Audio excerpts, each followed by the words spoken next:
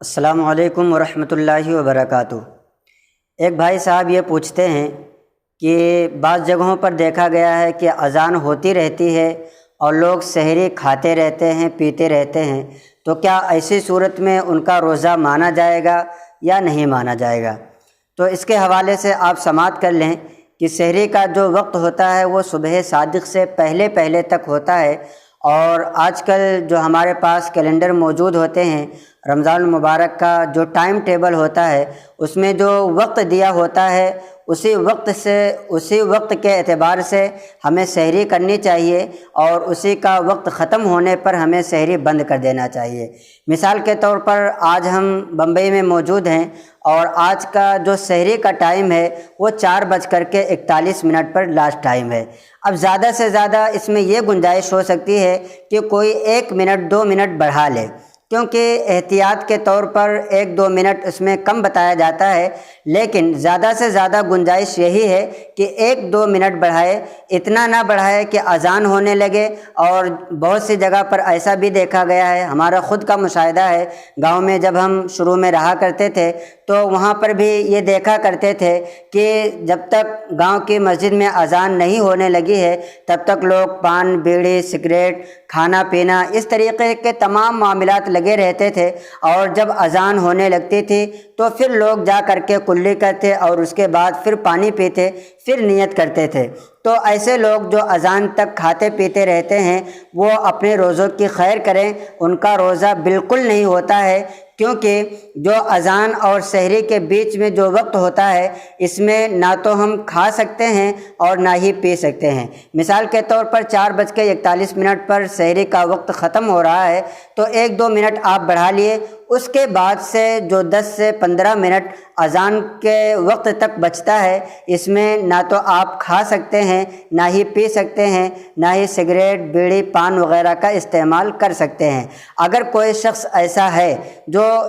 ان اوقات میں سحری کا وقت سمجھ کر کے کھاتا پیتا رہتا ہے اور اس کو بتانے کے باوجود بھی اس پر عمل نہیں کرتا ہے تو ایسی صورت میں اس کے اوپر کفارہ بھی لازم ہے۔ لیکن جس کو مسئلہ نہیں معلوم ہے کہ اذان تک نہیں کھایا پیا جا سکتا ہے، اگر اس نے ایسا کیا ہے تو اس کو یہ چاہیے کہ جتنے روزے اس نے اس حالت میں رکھے ہیں ان تمام روزوں کی وہ قضا کرے۔ لیکن اگر کسی نے بتا دیا ہے کہ نہیں، جو سحری کا وقت ہے وہ فجر کے اذان سے 10-15 منٹ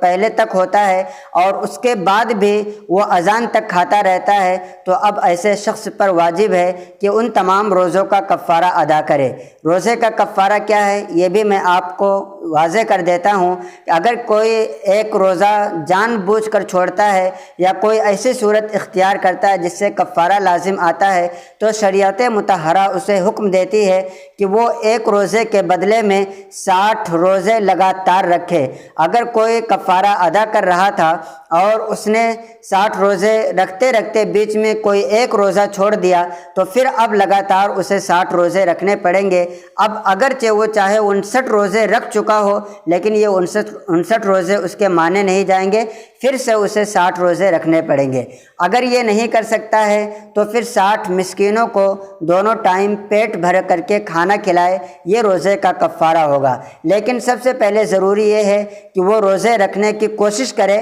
اگر روزہ نہیں ہو سکتا ہے تو پھر مسکینوں کو کھانا کھلانے کی گنجائش آتی ہے اور مسکینوں کو کھانا کھلانے کی باری آتی ہے۔ تو اتنی بڑی سزا ہے کہ اگر کوئی شخص جان بوجھ کر کے ایسا گناہ کرتا ہے تو اسے 60 روزے رکھنا یا پھر 60 مسکینوں کو کھانا کھلانے کا جو